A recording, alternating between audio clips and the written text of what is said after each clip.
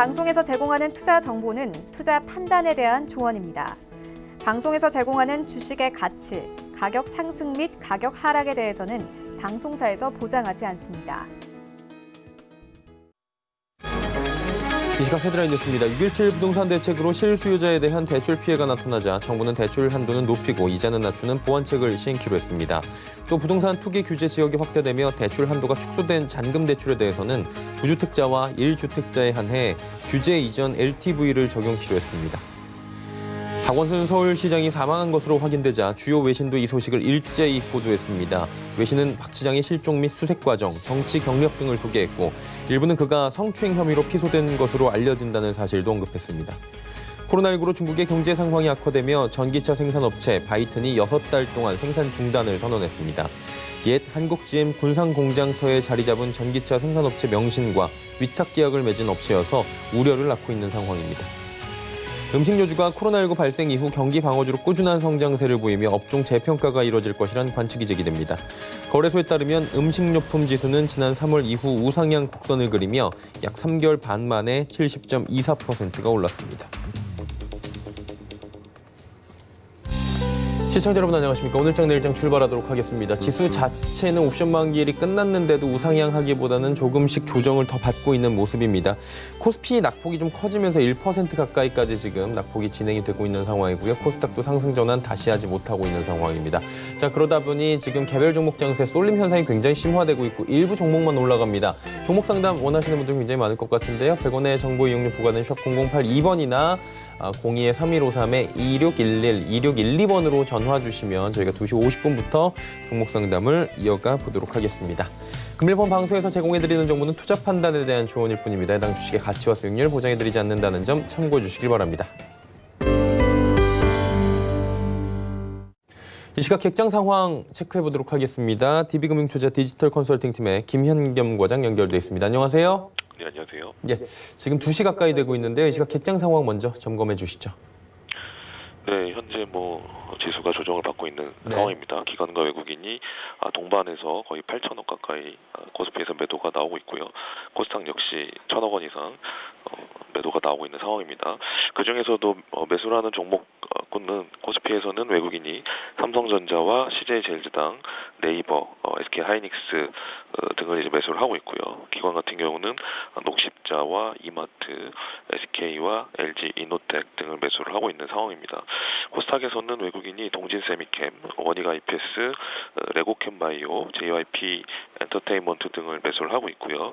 기관 같은 경우는 엔지캠 생명과학, 이녹스 첨단 소재, ENF 테크놀로지, 매드팩토 등을 매수를 하고 있는 상황입니다. 아무래도 기관 외국인 코스닥 같은 경우는 소부장 관련된 종목들로 좀 매수가 좀 집중이 되는 상황 속에서 일부 바이오 종목들을 선별적으로 매수를 하고 있는 것이 아닌가 말씀을 드리겠습니다. 예, 오늘 시장도 한마디로 좀 정리를 해봐야 될 텐데요. 어떻게 좀 정리를 해주시겠습니까? 네, 아까 말씀하셨는데요. 저도 오늘 보시면 코스피, 코스닥 쏠림 현상이 지금 극대화되고 있는 상황이죠. 미국도 마찬가지인데요. 나스닥이 상승을 하고 있고 그 나스닥 상승 중심에는 마가가 있습니다. 마이크로소프트, 아마존, 애플, 구글 등 이 네 종목들의 시가총액이 거의 전체 종목의 20% 이상을 차지한다라고 하면서 쏠림 현상이 미국 시장도 극대화되고 있고 우리 시장 역시 네이버와 카카오를 중심으로 한 이런 주도 섹터들이 계속해서 주도를 하고 있지만 전체적인 시장에 미치는 영향력은 좀 한계가 있는 그런 상황으로 판단이 되고요.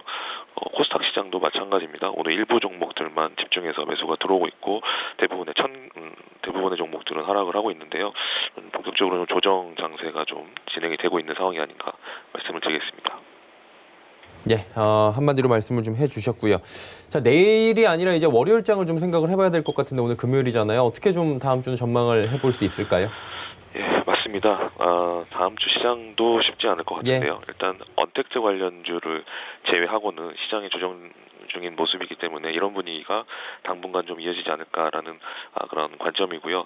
특히 대형주 업종 대표주들을 한번 다 차트를 한번 보신다면 굉장히 좋지 않은 모습의 종목들이 많습니다. 이미 지수 대비해서 종목들은 조정을 이미 받고 있는 상황이고요. 이런 조정 장세는 좀 실적 시즌까지 좀 이어지지 않을까라는 관점에서 다음 주도 전망은 그리 좋지 않을 것 같다라고 말씀을 드리겠습니다. 예, 다음 주 시장 이야기까지 들어봤고요. 오늘 말씀 여기까지 듣겠습니다. 고맙습니다. 네, 감사합니다. DB금융투자 디지털 컨설팅의 김현경 과장과 함께했습니다. 이 시각 특징주 바로 정리해드리도록 하겠습니다. 정보경 캐스터입니다. 네, 주말을 앞두고 양시장 조정을 받는 금요일 장입니다. 코스피가 1% 가까이 내리면서 2150선을 이탈했고요. 혼조세를 보이던 코스닥도 현재는 3거래일 만에 파란불 켜고 있습니다. 이 시각 좋은 흐름 가져가는 종목들은 어떤 게 있는지 지금부터 만나보시죠. 이 시각 종목 핫3입니다. 네이버, 녹십자, RF텍 오늘의 특징주로 만나보겠습니다. 오늘의 첫 번째 종목은 네이버입니다. 네이버가 장중 시가총액 50조 원을 돌파하기도 했는데요.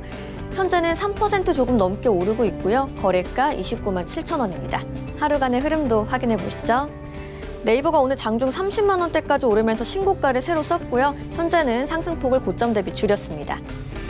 네이버의 장중 시가총액이 50조 원을 돌파하기도 하면서 삼성 바이오로직스를 제치고 코스피 시총 3위에 올랐습니다. 시총순위 2위인 SK하이닉스와의 차이도 10조 원대로 줄었는데요. 글로벌 언택트 기조 확산과 함께 하반기 국내 금융 서비스 본격화에 따른 기대감으로 네이버의 주가는 연일 고공행진을 하고 있죠. 오늘 또 다른 언택트 대표주인 카카오는 소폭 하락 전환했고요. NC소프트는 강세를 이어가는 모습입니다. 다음 종목 만나보시죠. 네, 오늘의 두 번째 특징주 RF텍입니다. 보틀리는 톡신 사업에 대한 기대감에 오늘 강세를 보이고 있는데요. RF텍이 현재 가격 제한폭까지 올라갔고요. 가격 12,000원에 형성돼 있습니다. 하루간의 흐름도 확인해 보시죠. 오늘 오전장에 급등하면서 상한가를 터치한 후에 풀리지 않고 있습니다. 미국 ITC가 지난 6일 대웅제약의 보툴리눔 톡신 제재에 대해서 미국 수입 금지 10년이라는 예비 판결을 내린 바 있습니다. 앞서 RF텍은 자회사인 RF바이오가 벌꿀에서 보툴리눔균을 확보하는 데 성공하면서 균주 출처 논란에서 자유롭게 됐는데요. 이에 따라 RF텍의 독자적인 보툴리눔 균주에 대한 가치가 더 커지면서 시장의 기대감도 커지는 상황입니다. 다음 종목 만나보시죠. 오늘의 마지막 특징주 녹십자입니다. 코로나19로 인한 백신 접종 확대가 기대되고 있는데요. 현재는 8% 넘게 오르면서 가격은 16만 4천 원에 형성돼 있습니다. 하루간의 흐름도 확인해 보시죠. 녹십자가 오늘 종일 빨간불 켜고 있고요. 최저가 15만 8,500원, 최고가 16만 9,500원 사이에서 움직이고 있습니다. 녹십자는 국내 독감 바이러스가 유행하는 3분기에 독감 백신 매출 발생으로 항상 최대 실적을 기록해 왔습니다. 특히 올해는 코로나19의 영향으로 사상 최대 규모의 실적이 예상된다는 증권가 분석이 나왔는데요. 한편 녹십자는 코로나19 혈장 치료제 임상 개시도 앞두고 있죠. 코로나19 백신 개발을 위해서 혈장 치료제를 늘리겠다는 정부의 발표도 오늘의 주가 상승에 힘을 보태는 모습입니다. 지금까지 오늘의 특징주 알아봤고요. 주요 암호화폐 시세도 확인해 보시죠. 오후 1시 30분 기준으로 알아보는 오늘의 코인 시세입니다. 가장 먼저 비트코인 살펴보겠습니다. 0.07% 소폭 내리면서 1,120만 원대에 거래되고 있고요. 이더리움 0.3% 빠졌습니다. 가격은 29만 1,000원대입니다. 다음 코인도 시세 확인해 보시죠. 네, 비트코인 캐시 만나보겠습니다. 0.57% 마찬가지로 내리면서 가격은 28만 7천 원대, 에어드라는 9% 넘게 강하게 올라주면서 359원에 거래되고 있습니다. 다음 코인도 시세 만나보겠습니다.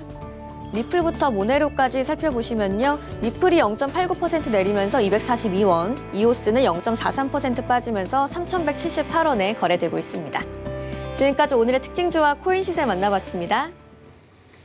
예, 오늘장 이슈 바로 정리해 보도록 하겠습니다. 펠리즈 투자인 리서치 김민수 대표 연결돼 있습니다. 안녕하세요. 네, 안녕하십니까. 예, 상반기가 끝이 났으니까 조금 여쭤볼게. 2008년 금융위기 직후와 맞먹는 엄청난 변동성이 시장에 지금 수반이 된 상황입니다. 그러다 보니까 이제 종목별로 엄청난 희비가 또 엇갈린 상황인데 당장 시가총액 상위주 구성하는 종목들도 희비가 엇갈렸고 뭐 대주주들도 많이 희비가 엇갈렸다라는 소식들이 전해졌어요. 자세한 흐름 좀 짚어볼까요? 네, 일단 시가총액 상위 종목들의 변화를 보게 되면 과거 한 2000년대 같은 경우 국내는 아무래도 제조업의 강국이다라는 입장 쪽에서 제조업체들이 상당히 많이 포진됐었는데, 하지만 이제 최근 들어서 나오는 시가총액 상위주의 변화를 보게 되면 일단 10위 안위권에는 반도체 관련된 종목이 두 종목 일단 딱 버티고 있죠. 그와 함께 바이오주가 두 종목이 들어오기 시작했고, 그다음에 플랫폼주라고 하는 네이버, 카카오 들어오기 시작하면서 2차 전지 종목들까지 같이 들어오는 그런 상황들로 보이는 가운데, 이게 NC소프트가 들락날락하면 시가총액 10위 쪽에 대한 흐름을 타진하고 있죠. 그런 관점을 봤을 때 이제 가장 눈에 띄는 게 언택트 대표라고 하는 카카오, 네이버가 가장 또 큰 변화를 가져가고 있는데, 카카오 같은 경우 뭐 다 아시는 것처럼 거의 상승률이 5월달 이후 주가가 2배를 이렇게 이어갈 정도고요. 총 7위까지 올라왔다라고 하게 되면 지금 시장의 분위기가 어디에 포인트를 맞추는지를 잘 말해주지 않나 생각이 들고 있고요. 그런 가운데 이제 카카오의 동향을 보게 되면 시가총액이 30조 원대가 넘어가고 PER은 80배 가까이 되면서 고퍼주의 대명사가 됐습니다. 그런데 지금 카카오보다 또 오늘은 또 주춤한데 네이버가 올라오기 시작하는데, 네이버와 카카오의 차이를 보게 되면 아무래도 네이버는 컨텐츠 쪽의 매출 비중이 좀 더 실려 있다 보니까 그와 함께 또 이어지는 금융 쪽에서 카카오뱅크와 함께 좀 더 안정적인 실적을 끌고 간다라는 쪽이 조금 더 차이는 있다고 봐야 될 것 같은데요.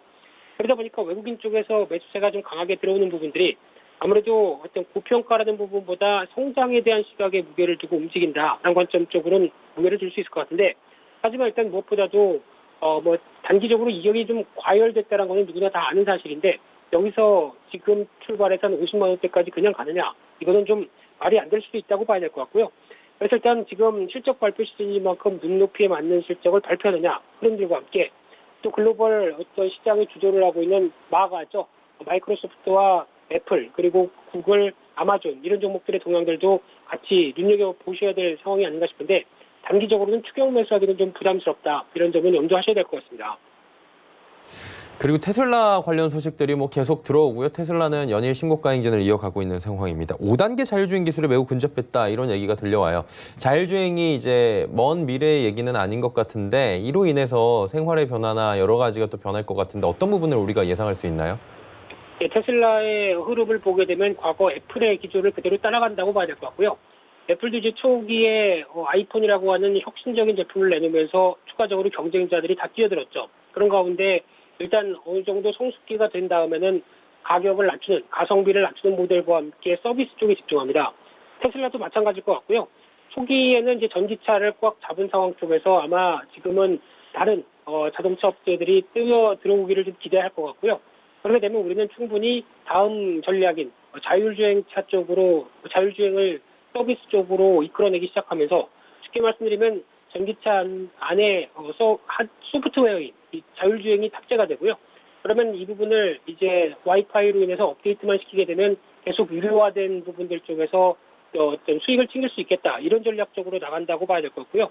그러다 보니까 테슬라의 미래는 지금은 하드웨어, 즉 껍데기죠. 이쪽은 전기차이되 앞으로는 자율주행이 핵심이다라고 바라보는 게 더 맞다고 봐야 될 것 같은데, 그런 차원에서 자율주행 같은 경우는 다 아시는 것처럼 구독경제 쪽으로 넘어가는 대표적인 흐름일 거고요.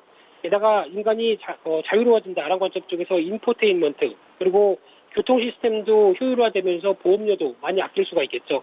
이런 변화가 나오는 가운데 지금 현재는 레벨 구분으로 보게 되면은 아마 많은 업체들이 레벨 2라고 하는 한 손떼기 정도로 시도를 하고 있는데, 지금 테슬라 같은 경우는 자체적인 주행 테스트가 이어지다 보니까 눈떼기 정도인 레벨 3는 훌쩍 넘었다라는 관점들이 상당히 높고요. 그런 쪽에서 이제 어떤 글로벌 여러 가지 업체들도 상대적으로 여러 가지 어떤 전략적인 부분들 쪽에서 뛰어들고 있는 상황들인데, 하지만 국내 업체들 같은 경우는 아직 직접적인 수혜다라고 받을 수 있는 종목들이 별로 없고요. 그런 쪽에서 그나마 관심주를 찾는다라고 하게 되면 네, 죄송합니다. MC넥스라는 종목이 눈에 띄고요. 특히 차량용 쪽이 한 9% 정도밖에 안 되는 카메라 모듈 관련주라고 하더라도 앞으로 이제 블랙박스 ADAS 모델에 탑재를 하면서 제품이 개발되는 만큼 올해 실적도 그렇게 나쁘지 않을 것 같고요. 그와 함께 내년에 대한 실적까지 기대된다라고 하게 되면 레벨업이 기대가 된다라고 관점 쪽에서 추가적인 변화를 좀 더 눈여겨보셔야 될 것 같고요.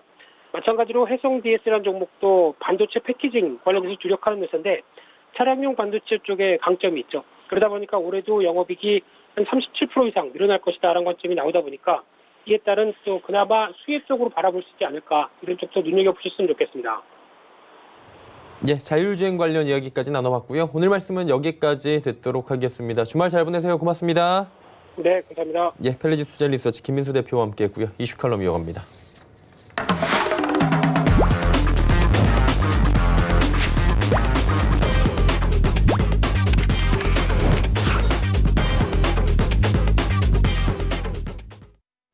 이슈 칼럼 시간입니다. 오늘은 샘플러스 김선윤 전문위원 함께합니다. 어서 오세요. 네, 반갑습니다.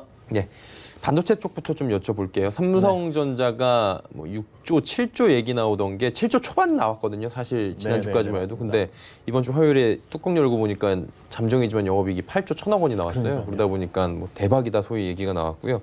투자도 한다 그러고 하반기에 기대감이 늘 수밖에 없는데 반도체 시장이 주가는 이번 주에 조금 안 좋긴 한데 맞아요. 분위기는 좋잖아요. 어때요, 맞습니다. 지금?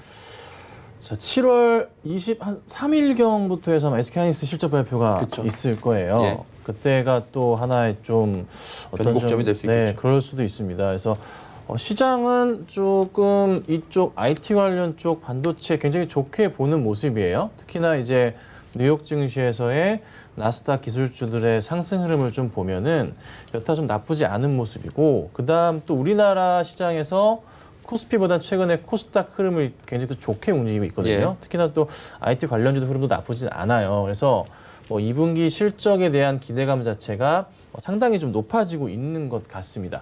자, 근데 삼성전자나 하이닉스 얘기를 좀 드려야 될 것 같은데, 실적 발표한 이후에 항상 그랬듯이 삼성전자 좀 밀리는 모습을 좀 나오고 있습니다. 좋은 모습은 안 나오고 있어요. 그냥 실적 발표일부터 해서 오늘까지 4거래일 빠지고 있습니다. 근데 이렇게 보셔야 될 것 같아요. 오히려 좀 매수 기회가 아닌가라는 기대감을 가지셔야 될 게, 2분기보다는 어찌됐든 3분기, 4분기가 좀 더 좋을 것이라는 예상치가 지금도 발빠르게 나오고 있단 말이죠. 이 상황에서 하이닉스의 실적 자체가 굉장히 좋은 모습을 보이면서 발표가 된다면 아무래도 3, 4분기 기대감 가지고 약간의 조정은 있겠지만 조정을 이용한 기관과 외인들의 강 매수세가 좀 나올 수는 있어요. 근데 오늘 같은 시장에 삼성전자 4거래일 연속 기관들 정말 많이 던지고 있는 거는 사실이에요. 뭐 좀 심할 정도인데 7월 7일 같은 경우가 화요일 같은 경우서 기관이 400만 주를 던지기도 하고요. 뭐 어제는 200만 주 이상. 오늘도 뭐 잠정치긴 하지만 80만 주 이상의 좀 매도가 나옵니다. 좋은 모습은 아니에요. 그래서 조금의 기간에 조금 매수세가 장 초반이나 외인들의 매수세가 좀 보일 때는 그때는 한 번 더 빠르게 대응하시는 게 좋고, 우리 개인 투자분들 삼성전자 좋게 보시는 분 많을 텐데 걱정보다는 오히려 하락시 오히려 기회로 보시는 게 지금부터 오늘 맞지 않나 싶습니다. 그리고 SK하이닉스 같은 경우도 똑같습니다. 같은 흐름을 보이고 있는데요. 오히려 하이닉스는 개인적인 판단이지만 정말 매수하기 좋은 그런 구간에 진입했다고 보는 게 맞는 것 같아요. 다음 주부터 해서 시장에 이제 그 뉴딜 정책으로 인한 이슈들이 좀 폭발적으로 나와주면서 정책 관련주들이 급등할 수 있겠지만, 거기에 그래도 부각이 되지는 않지만 대장주로서 역할을 하는 그런 종목이잖아요. 그래서 실적 기대감, 20며칠 날 실적 발표를 앞두고 주가의 반등을 좀 보신다면은 다음 주부터는 그래도 한 10일 정도 여유 가지고서 천천히 기관이나 외인이나 실적 기대감을 가지고 매수가 들어올 수는 있거든요. 뭐 지금 상황은 좋지는 않은 모습이긴 하지만 삼성전자와 똑같습니다. 강한 매도가 나고 있긴 하지만 매도가 멈춘 만큼, 바스켓을 비운 만큼 다시 그 바스켓을 채워야 되는 게 기관의 입장이니만큼, 외인의 입장이니만큼 다시 매수로 돌아올 가능성이 높지 않을까. 그래서 하락을 좀 즐기시고 천천히 걱정하지 마시고 대응하시면 좋겠다. 이렇게 좀 말씀드리겠습니다. 예. 조금 전에도 뭐 테슬라 얘기 잠깐 해봤는데 테슬라의 고공질주가 뭐 이어지고 있는 상황이고요. 뭐 전기차 배터리 관련 종목들도 같이 뭐 네. 덩달아서 이슈가 되는 맞습니다. 모습이에요. 그리고 이제 뭐 정의선 부회장이 뭐 LG 구광모 회장, 뭐 최태원 회장 뭐 다 만났잖아요. 맞아요. 그러다 보니까 제2의 반도체가 아닐까 이런 얘기들이 나오는데 맞습니다. 어떻게 보세요? 자, 근데 반도체, 제2반도체, 2차 전지 되게 좋고, 또 요즘에 이슈되는 게 뭐 수소 연료 전지, 그렇죠. 이것도 같이 좀 나오고 예. 있습니다. 같은 맥락으로 보시는 게 좀 맞을 것 같아요. 자, 뭐 반도체 관련주들, 제2의 전기차 관련주들, 배터리 관련주들, 제2의 반도체다. 확실히 맞는 것 같습니다. 굉장히 저 동의하는 바고요. 근데 이 관련주들이 얼마만큼의 실적이 나올 것이고 어느 정도의 그래서 상승을 이끌 것이냐에 대한 부분이 상당히 좀 중요하지 않을까 이런 생각은 해봅니다.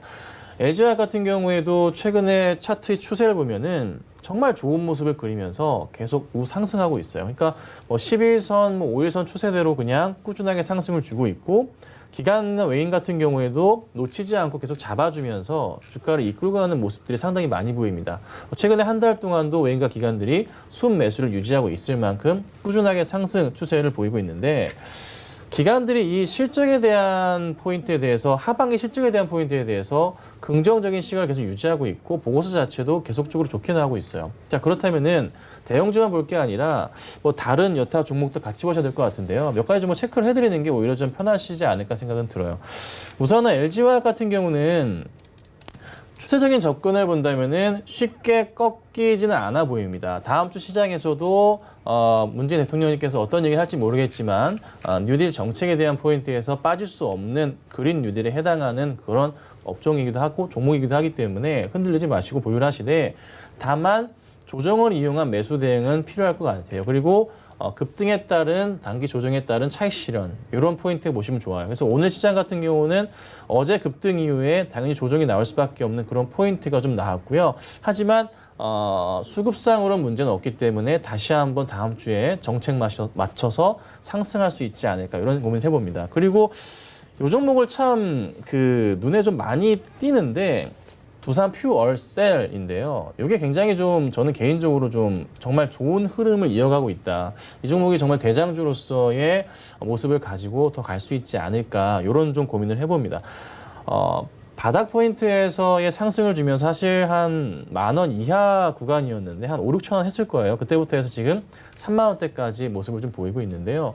실적의 개선 사항과 더불어서 좀 이제 두산이라는 큰 대기업에서 좀 많이 밀어주는 것 같아요. 자금적인 부분부터 시작해서 정책적으로 밀어주면서 주가의 상승을 이끄는 포인트가 좀 많이 보이는 것 같습니다. 그리고 수급 포인트에서도 외인과 기관이 막 들어오지는 않지만 그래도 순매수량을 유지하면서 주가를 끌고 가고 있거든요. 이 말인즉슨 순매수량을 유지한다는 것은 차익 실현을 반복하면서 계속 종목을 매수하고 있다는 겁니다. 수익 내고 다시 매수하고 수익 내고 매수하고 그 패턴의 반복이거든요. 순매수량을 유지한다는 게 이 소리입니다, 여러분. 그래서 바닥에서 계속적으로 조정이 나오더라도 다시 올라가는 모습들 쉬지 않고 나올 거예요. 다음 주에 아마 단기 피크 고점이 되겠죠. 그때 기관들은 또다시 수익 실현을 하고 외인도 수익 실현을 하겠지만 그래도 여지없이 다시 떨어진다면 조정이 끝난다면은 다시 들어올 수 있는. 그러니까 포커스는 이거예요. 정부의 정책 포인트가 76조에서 100조 이상으로 넘어갑니다. 거기서 얼마나 많은 자금 수혜를 받을지 모르겠지만 어찌됐든 실적 이슈에 대한 정책에 따른 실적 포인트, 매출 확대 포인트는 분명하다는 거죠. 그럼 3, 4분기에 따른 하반기 실적에 따른 기대감 때문에 레벨업하는 구간은 있을 거고 그리고 이번 정책 발표 이후에는 한동안은 급등보다는 단기 급등 이후에는 횡보할 수는 있겠죠. 그런 포인트를 이용해서 천천히 조정시마다 비중을 늘려가시는 전략은 필요할 것 같습니다. 그래서 시장에서 확실히 밀어주는 업종군이기 때문에 집중하셔가지고 보셔야 되고 전체 포트 비중 중에는 최소 그래도 한 20% 이상은 유지하셔야 되는 업종이라는 거 한 번 더 말씀 좀 드리겠습니다. 예. 2차 전지주 그러면 뭐 지금 계속 갈 것이다라는 얘기들은 많은데 가격을 보면 조금 고점인 것 해요. 같은 느낌이 네. 들어요. 이게 비싸요. 사실 이게 몇 년 뒤에 봤을 때는 그때 샀어야 되는데 생각이 들 그럴 수 수도 있겠지만 있습니다. 지금이 맞습니다. 전고점 부근이에요, 거의 다. 그러니까 담을 때 굉장히 어려움이 생기는 시점인데 어때요? 담아도 된다고 보세요? 이게 약간 투자 스타일에 따라 좀 달라질 달라질 수 수는 있죠. 있을 것 같아요. 뭐 저 같은 경우는 뭐 장기적으로 보는 종목도 있고 그렇지 않은 보통 뭐 한 수익 매매를 통해서 뭐 길면 2주, 한 달 요 정도의 시간대를 보는데 테마성 종목을 보실 때 그냥 기간에 따른 그 시점에 따른 전략이 좀 다를 것 같아요. 예를 들자면 다음 주에는 어쨌든 정부의 문재인 대통령의 발표가 있을 거 아니에요. 그에 따라서 정책 수혜를 받는 종목들 단기 급등이 나올 수 있겠죠. 그러면 오늘 뭐 장 마감이나 끝을 보면서 관련주를 한번 고민해 보시고 그린 뉴딜 관련주들을 조금은 매수 넣으신 다음에 다음 주 월요일이나 화요일 날 빠르게 정리하는 단타 매매는 가능할 수 있을 것 같고 아니면 중기적으로 본다면 우리 앵커님 말씀 주셨던 실적에 대한 기대감 또 향후 먼 미래에 봤을 때 정말 싼 가격일 수도 있잖아요. 그걸 생각하신다면 이런 뭐 두산 퓨어셀 같은 경우는 큰 조정을 이용한 그러니까 단기 급등 이후엔 항상 조정이 나오잖아요. 큰 하락이 또 나올 수 있기 때문에 그런 포인트를 활용한 조금씩의 접근들 그리고 기관들이 계속 놓지 않고 한 번 더 말씀드릴게요. 순매수를 유지하면서 계속 주가를 끌고 가고 있다는 것은 차익 시윤을 반복하면서 계속 매수를 한다는 겁니다. 그 말인즉슨 떨어질 때 기관들은 다시 잡아주고 또 끌고 간다는 거죠. 이런 포인트 생각하신다면은 크게 무리 없이 매매를 하실 수 있지 않을까 이렇게 좀 도움을 드릴 수 있을 것 같습니다. 네, 듣고 보니까 쉬우면서도 어려운 것 같은 그런 생각도 들고요. 코로나 2차 확산이 이제 현실화가 됐다라고 이제 거의 기정사실은 잡는 것 같더라고요. 글로벌리하게 지금 그런 상황인데 그러다 보니까 이번 주에 언택트 관련 종목들이 더 들썩이는 것 같아요. 마가가 움직이는 이유도 사실 경제가 다시 봉쇄가 되더라도 주가 봉쇄가 되더라도 실적은 잘 나올 것이다. 아마존 이런 얘기잖아요. 그러니까 관련해서 우리나라 종목 보면 택배 관련주도 맞아요. 네, 뭐 CGN 대한통운도 있을 거고 여기는 어때요 지금? 근데 사실 이게 주가는 잘 안 움직여요 생각보다. 재미는 없어요. 그러니까요. 이게 약간 좀 이런 것 같아요. 매수하기에 분명히 좋은 종목 이건 알겠는데 싹 손이 안 나간다. 네, 맞아요. 그겁니다. 네. 손이 안 나갑니다. 왜냐하면 움직임 자체가 굉장히 무거워요. 이 대한통운 차트를 보셔도 만약에 한 달 뒤에 사셨다? 근데 오늘 가격은 사실 그냥 매수가예요. 움직임 자체가 없거든요. 한 3달 보고 들어왔는데도 수익률 자체가 뭐 20% 정도? 이 정도밖에 안 되는 거죠. 사실 20%면 잘한 건데. 아, 그럴 수도 있겠지만 코로나 이후의 상황을 보자면 다른 종목은 배 아프잖아요. 너무 많이 급등하는 아프죠. 종목이 많다 보니까 사실 너무 좀 재미는 없습니다. 자, 그런데 관심을 조금은 가져야 될까? 관심을 가질 수밖에 없는 약간 좀 그런 분위기는 나오고 있는 것 같긴 해요. 이유가 뭐냐면 가장 큰 이유는 실적 이슈입니다. 자, 언택트, 비접촉으로 인한 택배 물류량이 굉장히 증가했잖아요. 다행히도 국내는 원체 택배 회사의 물류 시스템이 원체 좋았기 때문에 외국과 같은 그런 이제 안 좋았던 뭐 물류가 밀리거나 하는 적은 없었습니다. 굉장히 완벽하게 통제가 되면서 굉장히 많은 물량을 수송을 했잖아요. 안 좋은 소식, 코로나가 좀 퍼지기도 했지만서도 어찌됐든 매출 확대 포인트가 굉장히 좀 많이 나왔었고 코로나로 힘들었던 또 월급을 또 받지 못한 이런 분들이 또 야간에 또 알바를 하면서 몰렸던 곳이 또 이쪽 계열이기도 하고요. 정말 어쨌든 폭발적인 매출 확대가 좀 나오고 있는 그 시점인 것 같습니다. 자, 그렇기 때문에 저는 이 종목들이 차트적인 흐름에서도 반등 포인트가 좀 나왔다 생각이 들어요. 그러니까 작년과 재작년의 흐름에서 보자면 차트를 좀 열고 좀 말씀을 좀 드려볼게요. 주봉을 좀 보겠습니다.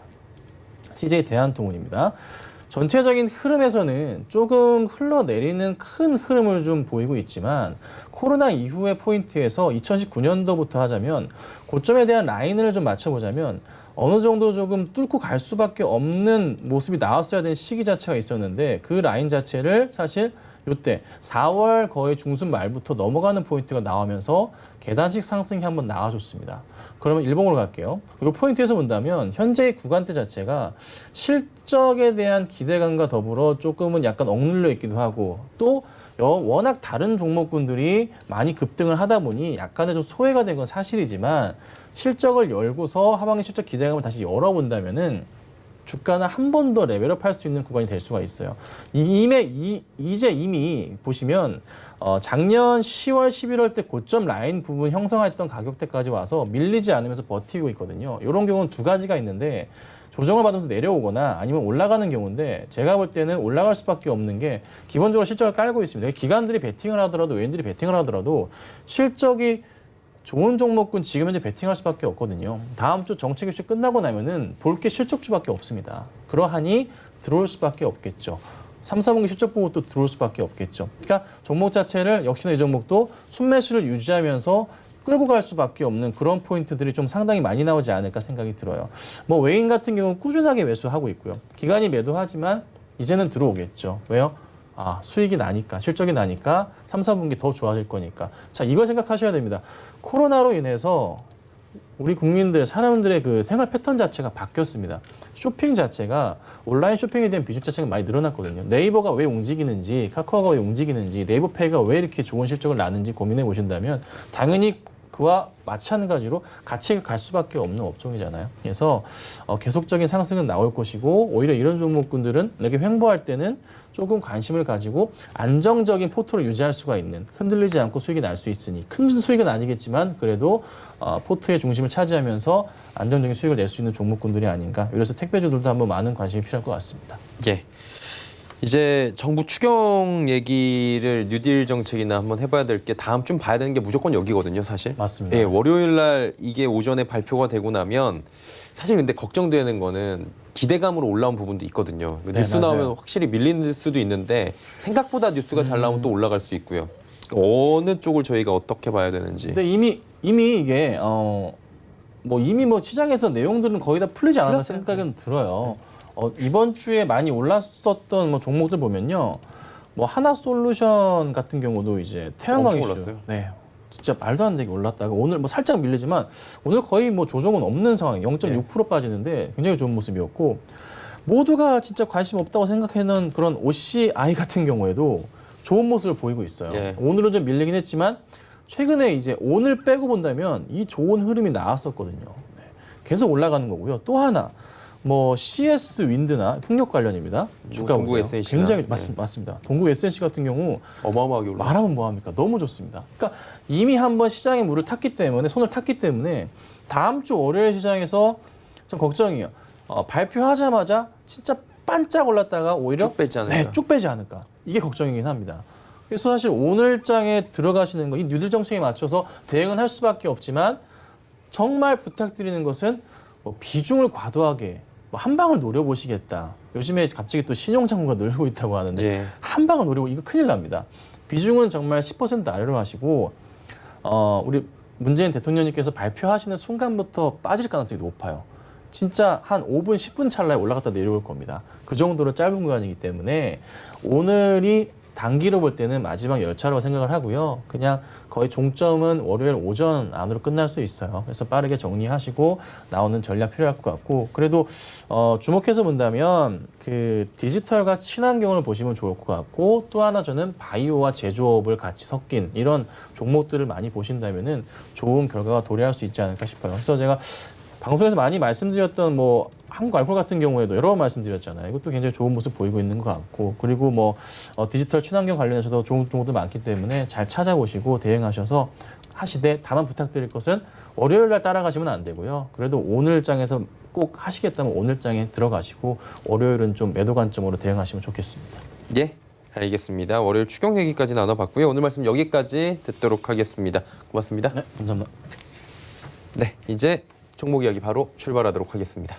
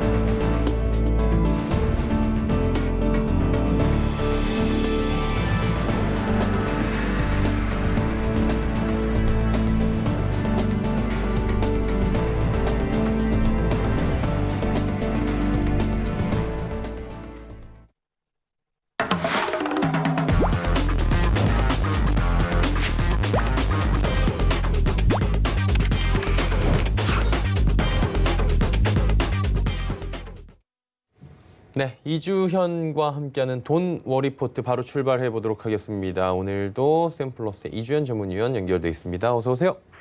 네, 안녕하세요. 예, 반갑습니다. 자, 돈 워리포트 운영 원칙부터 먼저 설명해 드리고 바로 출발하도록 하겠습니다. 첫 번째 원칙부터 바로 만나봅니다. 종목 편입은 금일 종가 매수가고요. 5종목 편입합니다. 목표가 수정은 3번 가능하고요. 오늘 하루에 소개를 2종목 해드리는데 그중 2종목 가운데 한 종목을 시청자 여러분께서 선정을 해주셔야 되고요. 선정된 종목을 바로 당일 포트에 편입을 하게 됩니다. 자, 이제 수익률을 좀 살펴보도록 하겠습니다. 지금까지 포트에 편입된 종목들의 수익률 바로 또 살펴보도록 하죠. 네, 수익률이 어떻게 되나요? 지금 3종목이 저희가 편입이 돼 있는데 스튜디오 드래곤 그리고 코스모 신소재 한국 알콜.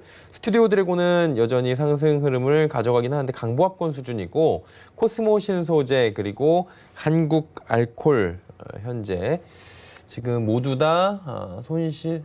한국 알콜은 플러스입니까? 지금 색깔이 왜 파란색으로 해놨어요? 빨간색으로 좀 바꿔주시고요. 예. 세 종목, 한 종목 빼놓고 그래 다 올라가고 있어요. 예. 위원님? 네. 올라가고 있다고요. 네. 기분 어떠세요? 세 종목 다 올라가야 기분이 좋을 것 같은데 네. 한 종목만 올라가고 있어서 좀 그러네요. 그럼 AS를 지금 바로 해주셔야죠. 네, 알겠습니다. 네. 스튜디오 드래곤 같은 경우는 지금 저희가 약수익권에 들어갔다가 오늘 하락 출발하면서 어제 미국장이 조금 안 좋았죠. 미국장 영향으로 하락 출발하면서 조정이 좀 나왔으나 오늘 뭐 저점 매수세 유입되면서 상당히 괜찮은 흐름을 보이고 있습니다. 전체적으로 오늘은 코로나 관련주 빼고는 시장이 좀 그렇게 좋지 않은 상황인데요. 뭐 스튜디오 드래곤 같은 경우 괜찮은 흐름이 이어지고 있다 이렇게 생각이 들고요. 지난번에 말씀드렸던 9만 원 자리 돌파한 이후에 한 번 정도 이렇게 내려올 경우 추가적인 매수 할 수 있는 그런 기회로 삼으시라고 이야기를 드렸어요. 그렇게 생각하시고 접근하시는 게 좋을 것 같고 한 88,500원 이하로 만약에 한 번 정도 내려온다면 그때 2차 매수를 진행하시는 게 좋을 것 같습니다. 자, 그리고 두 번째 종목 코스모 신소재 한번 보시면 2차 전지 관련주로 추천을 드렸던 종목인데 전고점 바로 돌파를 하지 못하고 현재 2차 전지 관련주들이 조금 조정을 받는 그런 흐름이 이어지고 있습니다. 코로나 치료제 관련주라든지 진단키트 관련 테마들 그리고 뭐 오늘 아침에 있었던 이제 그 서울시장 관련해서 이슈가 반사이익되는 관련주들이 다 급등을 하면서 수급이 이제 그쪽으로 좀 쏠려버렸죠. 그래서 이제 2차 전지 관련주들은 어제 오늘 해서 조정을 조금 받았는데 현재 코스모 신소재 역시 마찬가지로 조정을 받았어요. 21선 부근 지지를 받고 돌리는 흐름이 만들어질 가능성이 좀 높다 이렇게 생각이 들고요. 현재 보시는 것처럼 이렇게 하락 추세 돌파를 하고 올라선 거기 때문에 이 추세를 밟고 상승이 나와줄 가능성이 높습니다. 그 부분을 한 12,500원 정도 이렇게 생각을 하고 있으니까요. 참고하시고 이 종목은 뭐 이대로 손절가 이탈 안 한다면 한번 가져가 보는 전략 계속 유효하다 이렇게 말씀드리겠습니다. 그리고 한국알코올 오늘 수익인데 한국알코올 같은 경우는 코로나19 관련 섹터가 오늘 전체 다 강했죠. 신풍제약 같은 경우 신고가를 갱신하면서 계속 가고 있고 시젠 같은 경우 역시나 신고가 갱신하면서 계속 가고 있습니다. 지금 여러분들이 거래 대금이 굉장히 크게 들어오고 강하게 상승하는 종목들을 한번 찾아보시면 그런 종목들이 지금 우상향 신고가로 계속 가고 있어요. 앞에 매물대가 없어요. 그래서 한국알코올 같은 경우 월봉을 보시게 되면 이번에 이 저항대를 돌파하고 상승을 하게 되면 앞에 매물대가 없다. 역시나 똑같이 치료제, 진단키트, 소독제, 마스크 관련주들까지 오늘 급등이 나오고 있는 상황에서 이 종목 역시 우상향 정배열의 신고가 종목이기 때문에 상승세가 강하게 붙어준다면 주봉 보시는 것처럼 앞에 없어요. 매물대가. 그래서 이제 굉장히 강하게 큰 폭으로 상승이 가능하다. 이런 생각이 들고요. 일단 목표가 오늘 한 200원 차이로 목표가 도달을 못했는데 다음 주에는 아마 도달이 가능하지 않을까 이렇게 예상해 봅니다. 도달하고 나서 뭐 계속 가져갈지 여부 판단하도록 할게요. 네, 세 종목에 대한 AS 자세히 남겨주셨고요. 이제 오늘 편입할 종목 후보군들 두 종목을 좀 들어보도록 할게요. 어떤 종목들입니까? 네, 첫 번째 종목은 드림텍이라는 휴대폰, 전자부품, 지문인식 센서를 만드는 회사고요. 두 번째 종목은 유비케어라는 원격 진료 테마로 알려져 있는 종목을 준비해 왔습니다. 네, 두 종목 지금 가지고 오셨어요. 드림텍, 유비케어. 1번이 드림텍이고요. 2번이 유비케어입니다. 자, 어떤 종목을 포트에 편입하면 조금 더 괜찮은 포트폴리오가 나올지 함께 만들어주시면 됩니다. 100원의 정보 이용료 부과된 샵 0082번을 통해서 저희가 1번, 2번 받도록 하고요. 받는 동안에 종목에 대한 이야기 조금 더 들어보도록 하겠습니다. 어떤 종목들입니까? 네, 첫 번째 종목인 그 드림텍은 휴대폰 전자부품을 만드는 회사인데요. 지문인식 센서 모듈을 주로 생산하고 있고요. 사물 인터넷이나 이제 이런 쪽으로 해서 뭐 이렇게 제품들을 생산하고 있다 이렇게 생각을 하시면 될 것 같아요. 이 종목이 최근에 굉장히 강한 상승을 보이고 있는 이유는 전자코라고 그 코로나19 진단 키트를 이스라엘 업체랑 협업을 통해 갖고 이제 개발을 하고 있습니다. 그래서 이 부분이 좀 부각이 되면서 굉장히 이제 큰 폭으로 상승을 했는데요. 전자코라는 그 단어에서 알 수 있듯이 냄새로 인해 가지고 이 진단 여부를 가려내는 부분이기 때문에 30초 만에 확진의 판정이 나고요. 굉장히 단시간 내에 이제 이 확진 여부를 확인할 수 있기 때문에 그 수요가 FDA 통과할 시에는 수요가 좀 굉장히 크게 발생을 하지 않을까 이런 생각이 드는 회사고 최근에 이제 그 헬스케어 기업으로 이런 부분들 때문에 좀 재조명을 받고 있습니다. 원AX라는 그 제품이 있는데 이게 이제 그 환자들에게 혈압이라든지 아니면 이제 그 생체 바이오 리듬을 읽어주는 이제 그런 기능을 하는 키트인데 이런 것들을 이제 개발하고 있어서 헬스케어 관련주로 좀 부각이 되고 있다. 이렇게 생각을 하시면 될 것 같고 이 종목 역시 차트 보시는 것처럼 2019년도 저기 앞에 거의 1년 전이죠. 매물이 있지만 52주 신고가 거의 지금 도달한 상황이고요. 오늘 진단키트 관련주들 전체적으로 강한 상승세 보이면서 갭 상승 출발해서 음봉을 만들고 있는 상황인데 주봉을 보시면 굉장히 괜찮은 흐름이 이어지고 있습니다. 장대 양봉 이후에 박스권 조정을 이어오다가 오늘 그 금요일이죠. 금요일 종가 주봉 괜찮은 모습 만들어진다면 이 종목 역시 다음 주에 좀 강한 상승세, N자 상승이 만들어지는 그런 흐름이 이어지지 않을까 하는 생각이 드는 종목이다. 이렇게 말씀드리겠고요. 두 번째 종목 유비케어입니다. 유비케어 같은 경우는 이 종목은 이제 언택트 관련해가지고 원격 진료 이런 쪽으로 해서 그 비트컴퓨터하고 이 두 종목이 함께 오르락내리락 하면서 이제 대장 엎치락 뒤치락 하면서 이제 움직였던 종목들인데요. 현재 비트컴퓨터가 조금 더 강한 모습을 보이고 있는데 유비케어가 원래는 대장주예요. 이 회사가 국내 EMR 시장 점유율 1위 업체고요. 원격 진료 이제 관련주로 좀 오리지널이다 이렇게 생각을 하시면 될 것 같습니다. 원격 진료 얘기가 나오면 항상 움직이는 그런 종목이다. 유비케어 이렇게 생각을 하시면 될 것 같고 현재 그 신풍제약이라든지 아니면 시젠처럼 이런 그 급등 이후에 주가가 어느 한 차례 횡보하는 그런 구간을 거치고 있다 이렇게 생각을 하시면 좋을 것 같아요. 그래서 유비케어도 큰 폭의 상승 이후에 지금 기간 조정을 굉장히 오래 잘 거쳐냈고요. 여기서 지금 우상향하는 흐름으로 바뀌고 있는 모습인데 오늘 이 갭 상승 어제 갭 상승에서 출발하고 오늘 이 갭을 살짝 메워주고요. 그리고 이렇게 올라가는 모습이 상당히 괜찮다. 그래서 코로나 관련 섹터들이 지금 지속적으로 조금 수급이 이어질 가능성이 높다는 생각이 들기 때문에 이 원격 진료 테마주인 유비케어도 충분히 큰 상승이 만들어지지 않을까 이렇게 생각을 합니다. 네, 드림텍, 유비케어 두 종목에 대한 상세 설명을 듣는 동안 아마 문자 투표가 끝이 났을 겁니다. 한번 확인을 해볼게요. 자, 오늘의 포트폴리오 편입 종목은 유비케어입니다. 유비케어를 이주연 돈워 리포트에 이제 편입을 할 텐데 구체적인 매매 전략을 조금 들어볼 수 있나요? 네, 유비케어 일단 좀 전에 말씀드린 것처럼 지금 기간 조정을 끝내고 우상향으로 고개를 드는 모습이기 때문에요. 여기서 추가적으로 상승세가 쭉 이어질 가능성이 높다라고 생각을 합니다. 월요일 다음 거래일이 월요일이잖아요. 월요일 날 아침에 시가 조금 상승 출발해서 음봉이 만들어지더라도 전혀 문제가 없을 거라고 생각을 하고요. 현재 이 종목 같은 경우는 11,500원에서 600원대 여기 밴드대가 좀 저항이 강해요. 이 밴드대를 강하게 돌파한다면 상단에 보이시는 이 저항 추세까지 13,000원 부근이 될 텐데요.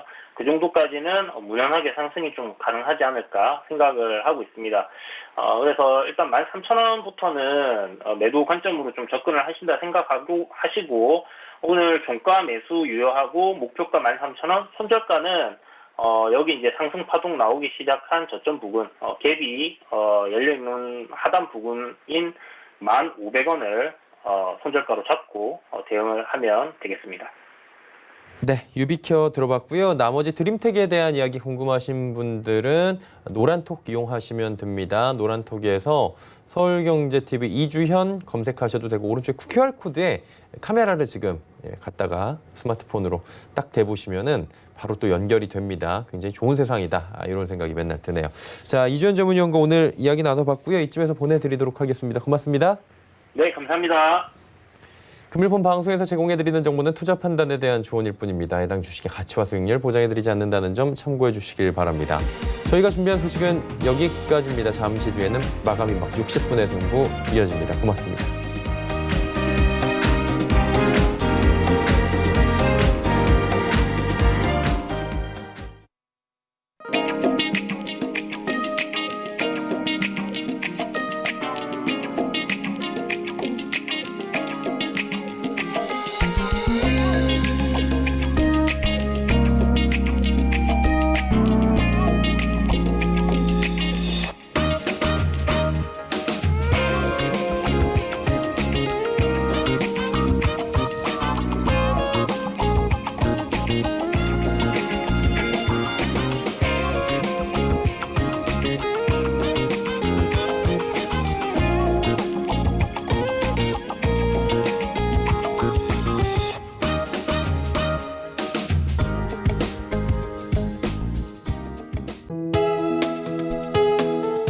방송에서 제공하는 투자 정보는 투자 판단에 대한 조언입니다.